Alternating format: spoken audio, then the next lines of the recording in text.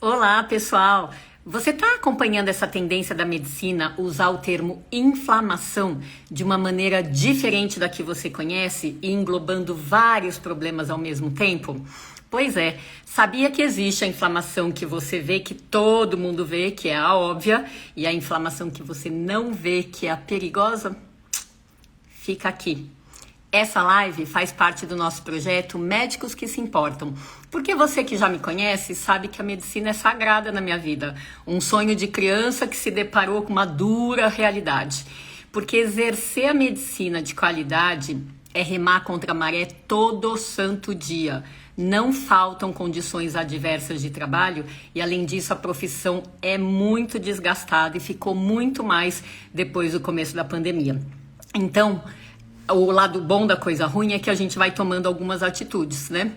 Enfim, e assim nasceu o Médicos que se Importam, o nosso cantinho, onde eu só trago gente boa com a intenção de resgatar a credibilidade da medicina, porque são profissionais que, apesar de todas as adversidades, conseguem fazer atendimentos do jeitinho que eu acho show, que é olho no olho, ouvidos atentos, atenção integral à pessoa, porque ela é mais do que um órgão doente, e compaixão pelas dores alheias.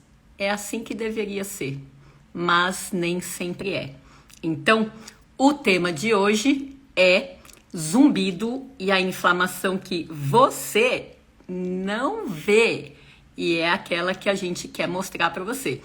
E o nosso convidado de hoje é um médico extremamente versátil. Te apresentando. Então, nosso colega médico acupunturista e ortomolecular e também com uma vasta experiência em complementos da medicina, como Ayurveda, medicina integrativa, medicina tibetana e mindfulness e compaixão. Veja com quem que a gente vai falar e de quem que vocês vão receber dicas preciosas. Não é isso, Ricardo? Então, vamos começar com aquela inflamação que todo mundo conhece, que é aquela onde uma determinada parte do seu corpo dói, fica vermelha, esquenta. Por exemplo, quem nunca teve uma amidalite? Você abre a boca, já está doente, você abre a boca no espelho, a amígdala está vermelha, está inchada, né? Se você tem uma otite, está doendo, o médico consegue ver uma vermelhidão no seu tímpano. Enfim, se você bate, se você toma uma pancada, fica vermelho, inchado, doendo. Então, essas são as coisas óbvias que eu acho que todo mundo está acostumado a pensar. Uma inflamação que vem de um processo de traumatismo ou de uma infecção, tá? Mas o que a gente quer falar hoje aqui, né, e para isso a gente tem o Ricardo para explicar para vocês, é justamente essa inflamação escondida, porque não gera esses sintomas que todo mundo está acostumado a ver. Vamos lá, então, Ricardo? Resume para a gente aí um pouquinho dessa inflamação que não é tão visível Então, assim. essa inflamação, que a gente chama de inflamação subclínica, né, ela, na verdade, ela vem grande parte das vezes como nos nossos hábitos de vida, né? Então, aquela pessoa que tem um hábito alimentar de comer muito fast food, come muito alimento industrializado, é sedentária, mas que vai fazer os exames e olha lá e fala, não, tá tudo bem. Nossa, ó, meu colesterol não está tão ruim assim, minha glicose está ali no limite, mas é aquela pessoa que chega no médico e fala, poxa, ó, não estou me sentindo bem, estou sentindo um pouco de indisposição, eu estou com um pouco de dor nas articulações, meu intestino não está funcionando muito bem, às vezes ele prende, às vezes ele solta, quando, né, às vezes tenho dor para evacuar, e aí chega no médico, faz todos os exames, está tudo normal. Então, a grande parte das vezes o tratamento acaba sendo sintomático, fazem alguns tipos de tratamento só para eliminar o sintoma. E aí que a maior parte dos nossos colegas está derrapando, né, nessa questão, porque mesmo com os exames todos normais, entre aspas, esses de rotina de laboratório, existe aí uma grande chance do paciente ter essa inflamação subclínica. Ela é essa inflamação que não alterna exames tipo PCR, VHS, esses exames clássicos de inflamação, né? Mas o paciente tem ali a sintomatologia e quando ela muda o hábito de vida, né, muda a alimentação, a qualidade do sono, a atividade física, né, esses pilares da medicina do estilo de vida, grande parte dos problemas se resolvem, né? Porque como base, esse cansaço, falta de energia, indisposição, dores de articulação, problemas digestivos estão relacionados, né, com esse hábito de vida insalubre e que acaba desenvolvendo essa inflamação subclínica. É isso aí. Você falou da medicina do estilo de vida, né? Que é outra área que está crescendo absurdamente, né? Já vinha crescendo antes da pandemia. A pandemia acho que veio aí para remodelar inúmeros conceitos e fazer a gente ver como num mundo mega inflamado, né? Já era mega inflamado, a gente tem mais motivos ainda para lidar com essa inflamação. Ricardo, na minha prática clínica aqui, eu tenho um trabalho ultra especializado, né? A gente é muito focado em pessoas com zumbido e incômodo com sons, né? Então, eu vou te perguntar como que as pessoas, com que queixas que os pacientes chegam para você. Mas eu vou antes falar dos meus. Então, o grosso do nosso atendimento tem uma queixa principal, que é ou zumbido ou barulho no ouvido, ou o incômodo com sons que são ou altos, mais altos do que o que parece para a média das pessoas, ou são baixos e são repetitivos.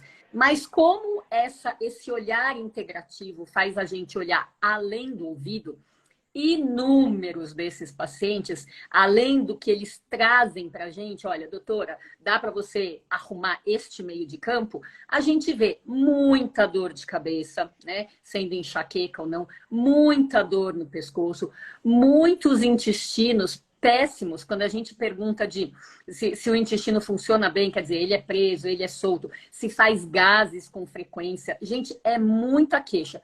Insônia e um cansaço, uma fadiga, uma baixa de performance. Então, a gente que olha a pessoa como um todo, vê que ela tem muito mais do que a queixa que ela traz de bandeja para a gente.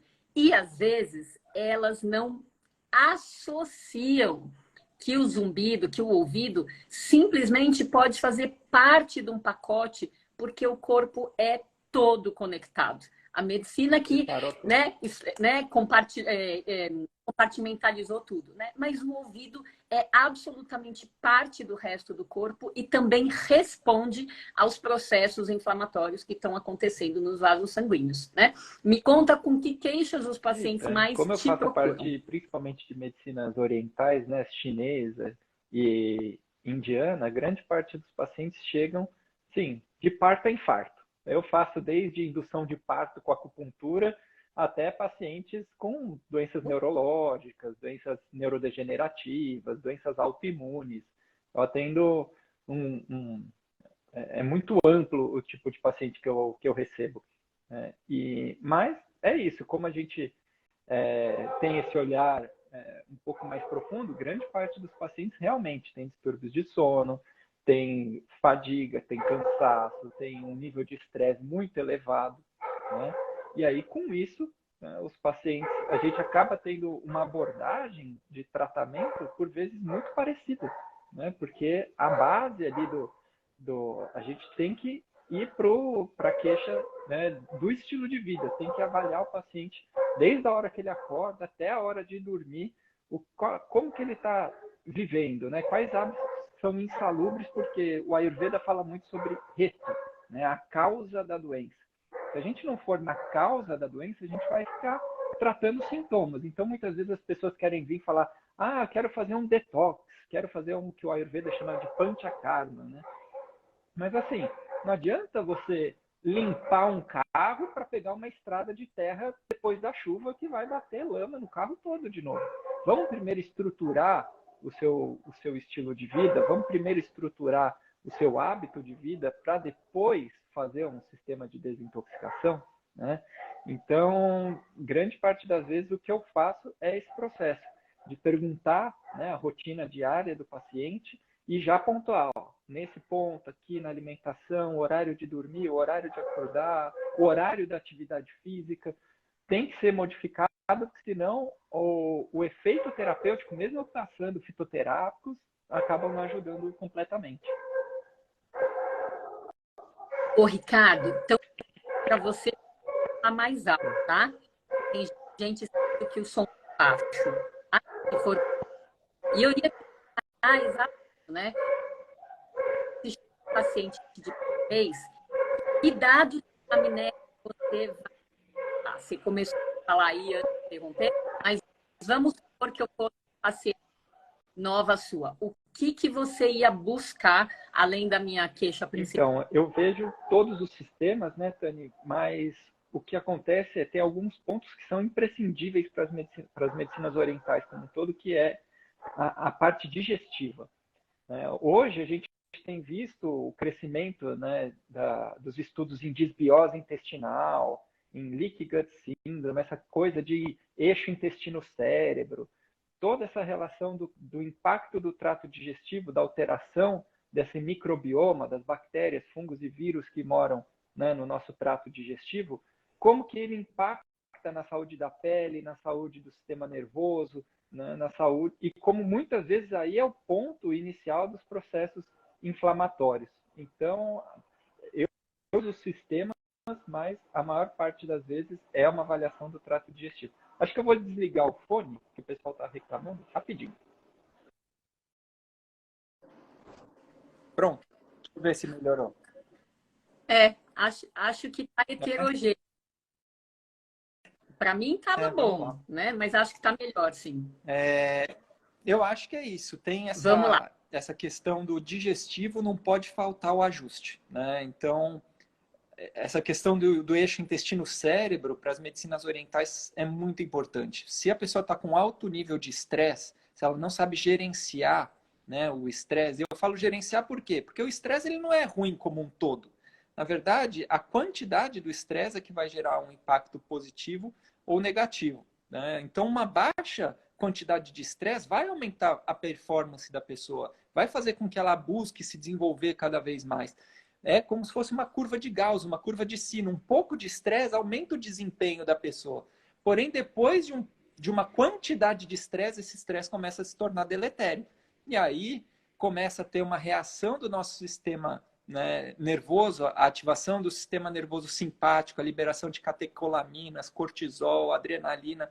Tudo isso vai gerar um impacto no nosso metabolismo que vai desregular o sistema imunológico, que vai gerar um aumento, né, dos processos inflamatórios e aí desenvolver os processos de adoecimento. Por outro lado, do intestino é a mesma coisa. Se a alimentação não é adequada, começa a ocorrer essa disbiose, alteração dessa microbiota intestinal. Muitas vezes ocorre a abertura, um processo que chama Leaky Gut Syndrome, que é a síndrome do intestino poroso. O intestino começa a perder as proteínas que unem as células, começa a entrar alimentos mal digeridos, pedaços de bactérias, como os lipopolissacarídeos, que geram também uma resposta imunológica, né, de maior inflamação. E hoje a gente sabe, até a depressão tem componente inflamatório, né? As doenças autoimunes, como um todo, têm componente inflamatório, as doenças neurodegenerativas têm componente inflamatório. Então, é muito difícil a gente conseguir fazer um trabalho de organizar a saúde da pessoa como um todo, se o nível de estresse é muito elevado, ela não sabe gerenciar bem esse nível de estresse e se o trato digestivo não está bem equilibrado também. Muito bom, muito bom. Uma aula. Como tem uma moça aqui falando que está com zumbido e está desesperada, eu já vou também comentar como é que a gente faz, né? Então, foco no ouvido primeiro. A gente, mesmo que a queixa seja super específica, a gente vai ver todas as respostas do ouvido. Vai ver zumbido, perda de audição, tontura, ouvido tampado, incômodo com sons, e vai ver toda a vizinhança do ouvido. Vai ver a vizinhança de cima. Então, isso engloba o cérebro e a mente. Eu sempre pergunto da questão comportamental. A gente vai ver a vizinhança da frente aqui, toda a questão da ATM, da mordida, da mastigação. Vai ver a vizinhança de baixo aqui, que é o pescoço e a parte toda de contratura muscular. Vai ver os hormônios, né? A santa da tireoide, que também sofreu horrores aqui na pandemia. Vai ver todo esse sistema digestivo, do jeitinho que o Ricardo falou.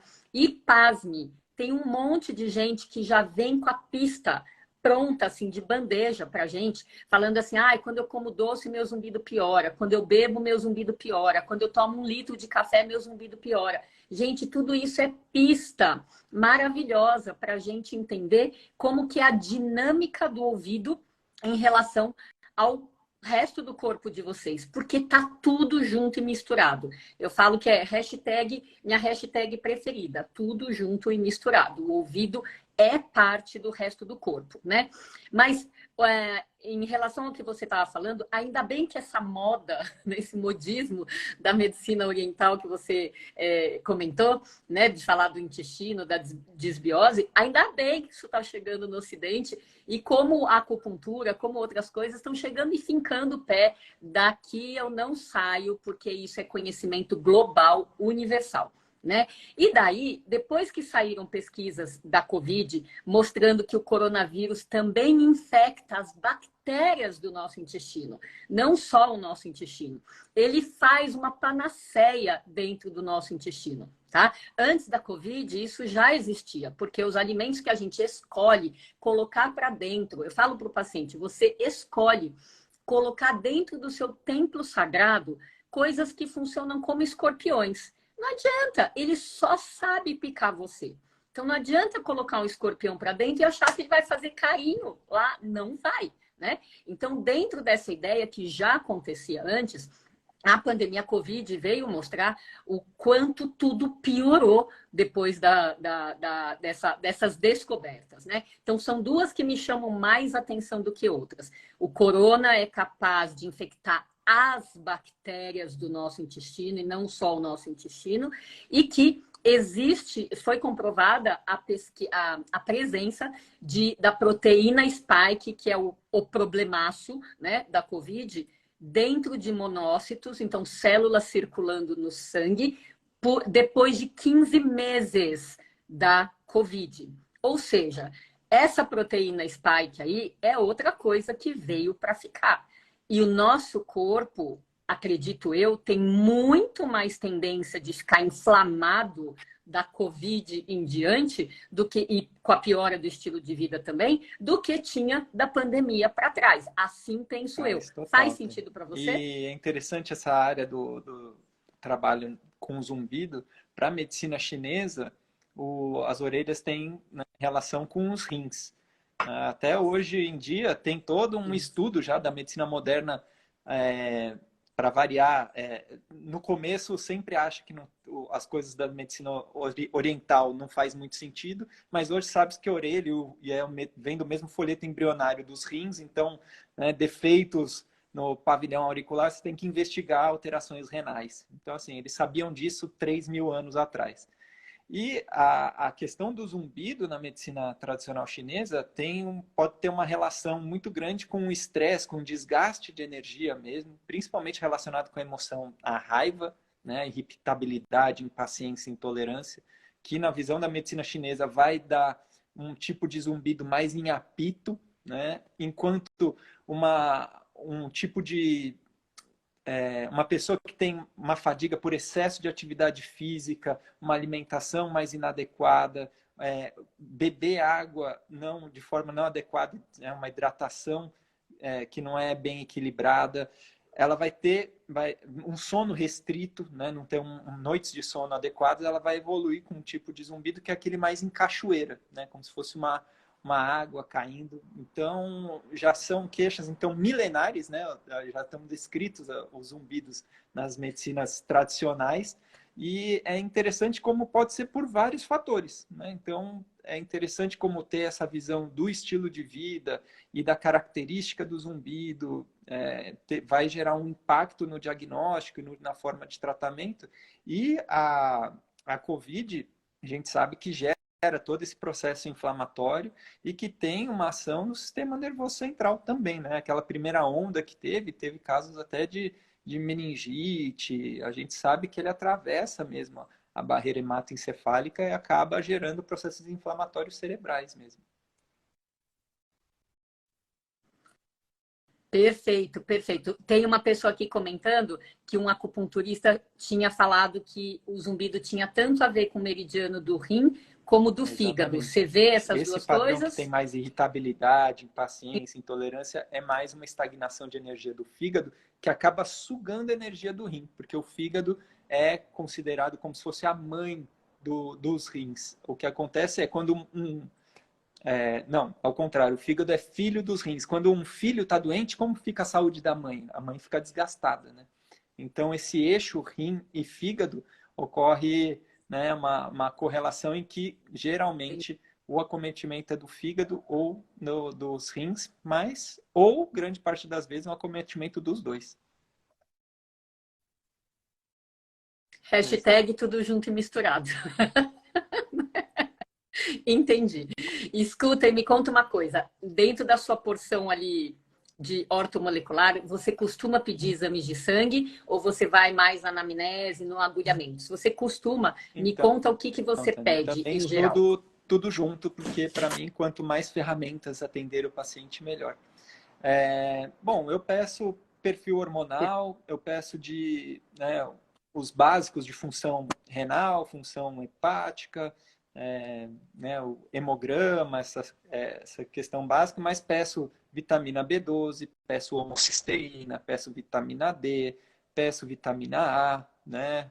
Porque essa avaliação de metilação é muito importante, uma porção muito grande de pessoas tem distúrbios de metilação, aquela alteração do MTHFR, que por vezes, né, pode ser parcial, por vezes pode ser completa, e com isso, se a pessoa não tiver uma suplementação adequada das vitaminas do complexo B, vai ter alteração de humor, vai ter alteração de sono, não vai ser só, né, a suplementação de ácido fólico, né, que na verdade melhora o metilfolato, não deve ser só para as mulheres, né, que estão gestantes ou que estão querendo engravidar. Na verdade, se a pessoa tem um perfil genético que mostra um padrão de metilação não muito adequado, né, e isso a gente vê pela homocisteína, mas por vezes eu peço até teste genético também, é importante a suplementação das vitaminas do complexo B. Mas é isso, vitamina D também, a gente viu que na COVID, pacientes com uma vitamina D mais baixa têm uma tendência maior a evoluir com a forma grave. Pacientes com doenças autoimunes geralmente têm uma vitamina D difícil de chegar ali num nível adequado, né? E a gente tem um range hoje de 30 a 100, né? Então, de onde vem, né, esses valores de referência? Vem de pegar uma população em geral e que muitas vezes não é avaliada de forma profunda. Então, geralmente, pessoas com uma vitamina D de 30 dificilmente vai ter ali uma disposição, um nível de energia e vitalidade muito grande, né? São aquelas pessoas que não têm doença, mas não significa que tem saúde, né? De um ponto de vista mais profundo. Se a gente tem né, importância de questões de doenças mentais por deficiência de vitamina D, por exemplo, depressão lá nos países da Escandinávia, a gente tem que colocar a nossa vitamina D de forma otimizada, né? Então, para cada paciente, eu acho muito mais adequado do que só acima de 30, a gente chegar ali com níveis de 60, pacientes com doenças autoimunes acima de 80, né, pacientes que têm uma osteopenia. Então, fazer uma avaliação bem individualizada, caso a caso, né? E ver também os minerais. Então, a pessoa tem uma falta de energia, com uma testosterona um pouco baixa, mas tem que investigar, não é só dar o hormônio. Por que essa testosterona está baixa? O cortisol está aumentado, que fez essa testosterona cair? Como está o DHEA, que é aquele precursor de hormônios? Como que está o zinco, que o zinco faz parte, é um cofator ali da produção de testosterona? Então, é entender, né, estudar o mapa metabólico como um todo. Foi uma das minhas... Eu fiz também uma pós-graduação de bioquímica para entender essa conexão, todo esse mapa metabólico que se interrelaciona, né, com os sintomas do paciente. Tem que ver, então, a questão hormonal. Mas por que o hormônio está baixo? É pelo estresse? É pela falta de zinco? Tem que fazer uma relação profunda de tudo isso, mais os sintomas emocionais, mais o estilo de vida, para conseguir fazer um trabalho adequado com o paciente. Pois é, quanto mais a gente tem a alma de detetive, mais a gente vê que uma consulta curtinha não dá. Não dá, né? Você tem um monte de coisa para investigar para quando você quer chegar na raiz do problema, ao invés de só ficar tampando o sol com a peneira, né? Eu tô rindo aqui internamente, né? Que a Nani Guerra escreveu assim: eu tô bege, rins e fígado tem ligação direta com zumbido. Gente, acredita, tudo junto e misturado. Quanto mais a gente aprofunda, mais a gente vê como o ouvido é um órgão de conectividade com várias partes do corpo. E justamente porque ele é frágil, ele só tem uma artéria que leva sangue para essa maquinaria trabalhar 24 horas por dia. O que é frágil, pifa primeiro. E é o que eu falo que é a beleza da gente ler as sutilezas, ler entre linhas, né? Ao invés de ficar esperando um órgão-chave do seu corpo, do qual a vida depende, pifar, né? Então, quando o ouvido dá sinais, é que nem a gente olhar lá no horizonte e você vê sinal de fumaça, né? Você já sabe que tem fogo. Por que você vai ficar esperando o fogo crescer até ele ficar visível aos seus olhos, né? Então, isso tudo é uma vantagem quando a gente começa a olhar as miudezas. Acha o fogo mais rápido, apaga esse incêndio, vê o que está acontecendo e tenta fazer com que isso evite novos incêndios. Então, é toda uma filosofia da medicina que não dá para você fazer numa consulta de 10 minutos, né? Simplesmente não dá. Tá? Então, eu também gosto muito de exames de sangue, eu interpreto eles como se fossem a linguagem das células. Eu ouço a linguagem do paciente e vejo, né, a linguagem das células. Gosto muito e a minha lista de exames investigativos vem crescendo ao longo do tempo, cada vez que a gente descobre ou alguém sugere uma etiologia nova de zumbido. Porque a ideia não é o paciente sair do consultório dessa maneira, eu fui lá no médico, ele viu que tá tudo normal, e ninguém sabe o que eu tenho. Então, o Ricardo falou super bem desse negócio do valor de referência da normalidade que é colocado no laboratório. Vem da onde isso daí, né?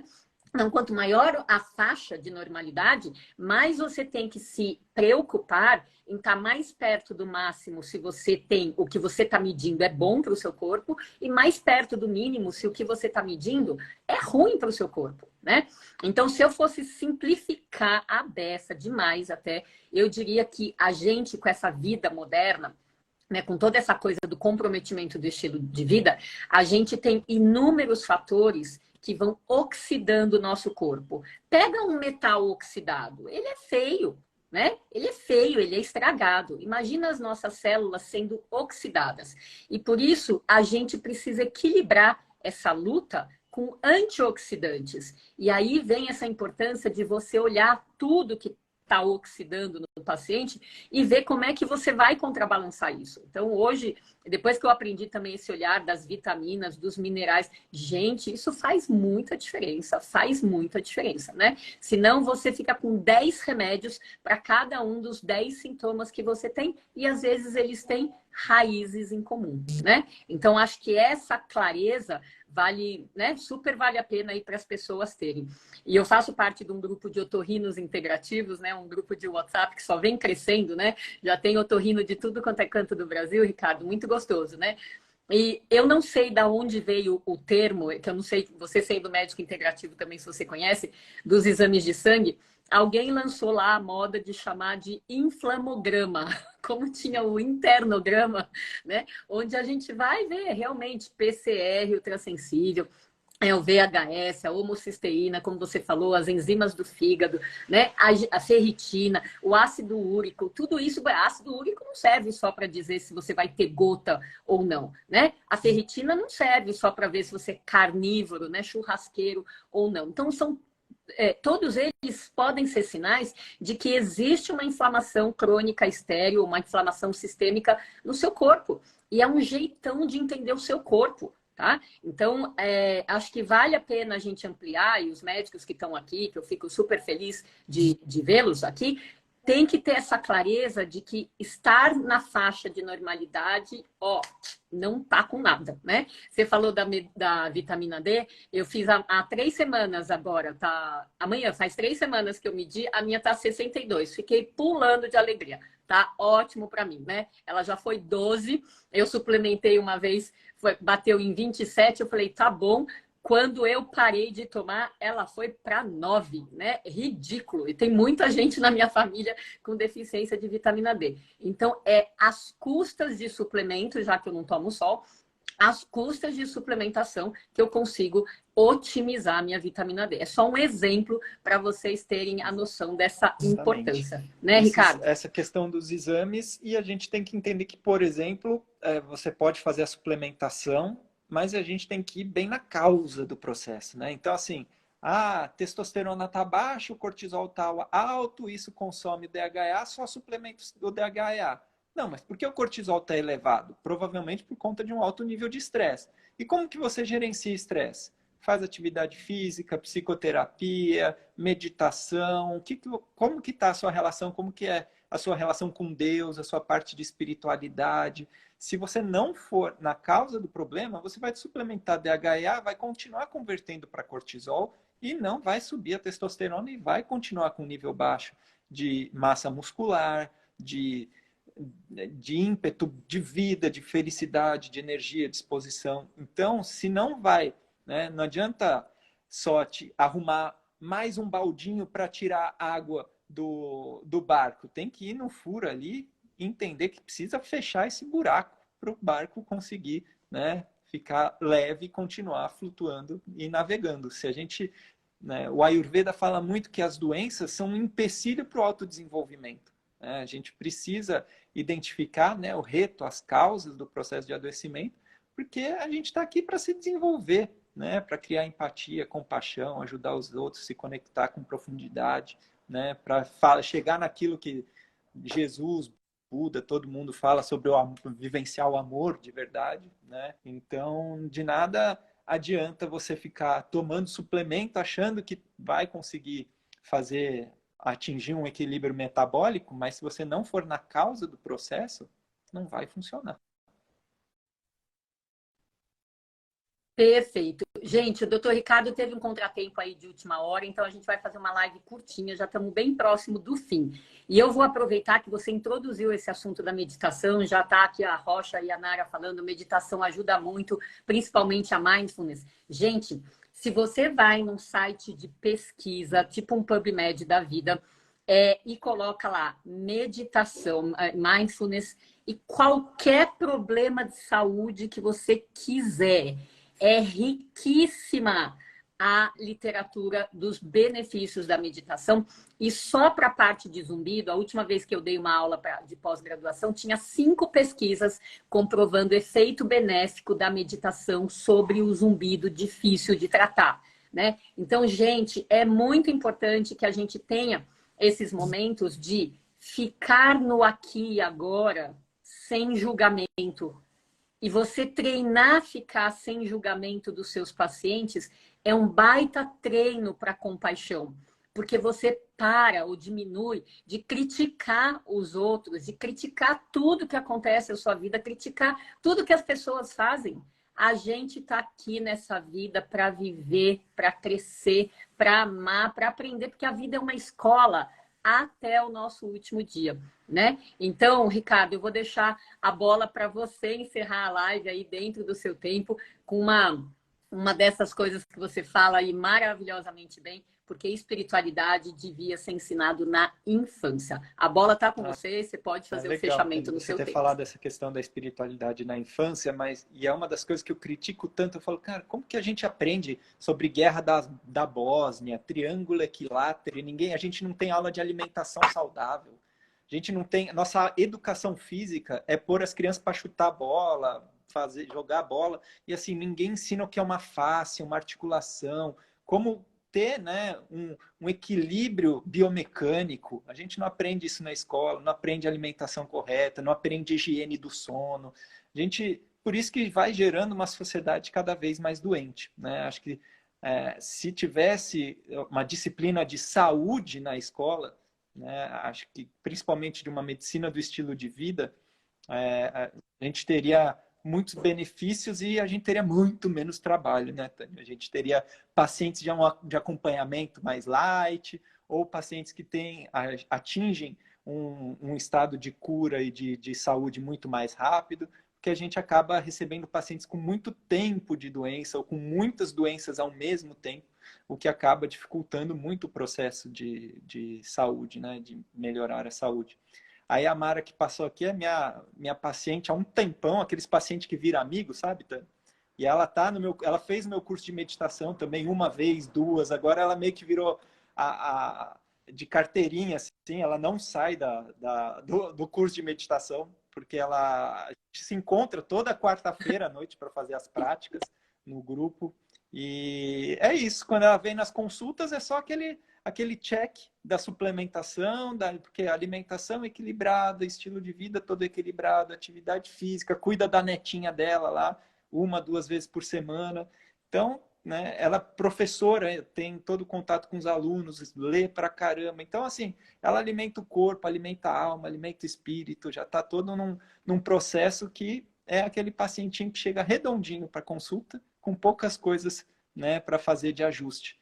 Se todas as pessoas começassem, né, esse processo de autocuidado, buscando um estilo de vida, né, mais adequado, uma suplementação, porque o seu corpo, que tem-se aquela visão, às vezes, um pouco romântica de que o corpo é perfeito. Às vezes não, pessoal. Se a gente olhar, né, uma árvore toda... Se a gente olha uma árvore de longe, ela é toda perfeitinha. Se você chega perto da árvore, você vê um defeitinho ou outro. Nós, como, né, unidos, né, equilibrados, a gente tem uma perfeição. Mas, por vezes, separadinhos, a gente tem... Nosso metabolismo tem algumas falhas e que a gente precisa ajustar. E hoje é possível ajustar com plantas medicinais, vitaminas, minerais, né, alguns ajustes, a gente consegue otimizar muito bem nosso metabolismo e associado com isso, né, o estilo de vida, gerenciamento de estresse, busca, né, da espiritualidade.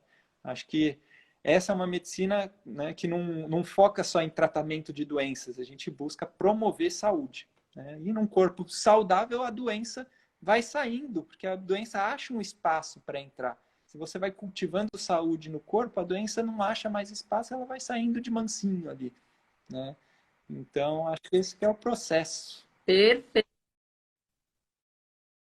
Muito bom, muito bom. Então, parabéns para Mara, parabéns para você, né? É isso aí, né? Quem sabe mais pacientes aqui que assistiram vão se empolgando de fazer isso, né? Cuidar do todo e não só do sintoma principal que tem. Ricardo, quero muito te agradecer por ter aceitado o convite. Ó, vai nossa plaquinha aqui, gratidão aqui do fundo do coração, né? De você ter passado aí a sua luz. E eu falo, cada vez que eu ouço alguém que é da integrativa falar, eu fico pensando, o bom da gente ser integrativa é que a gente tem que aplicar na gente todos os princípios que a gente fala para os pacientes, né? Senão a gente não tem esse brilho no olho de falar, fica fake, né? Então, o médico integrativo, eu vejo como a tendência faz primeiro para si, para depois fazer para os outros, né? E aí tudo fica muito mais fácil de você mostrar como era para você, como é agora, e a gente acaba sendo bons exemplos para os pacientes, né? Então, querido, muito obrigada mais uma vez para você e para todo mundo aí que acompanhou, que dedicou o seu tempo aqui para crescer dentro desse assunto zumbido e a inflamação. Obrigado, que você Tânia, não que agradeço vê. Tá bom? O convite. Beijo. Tudo de bom.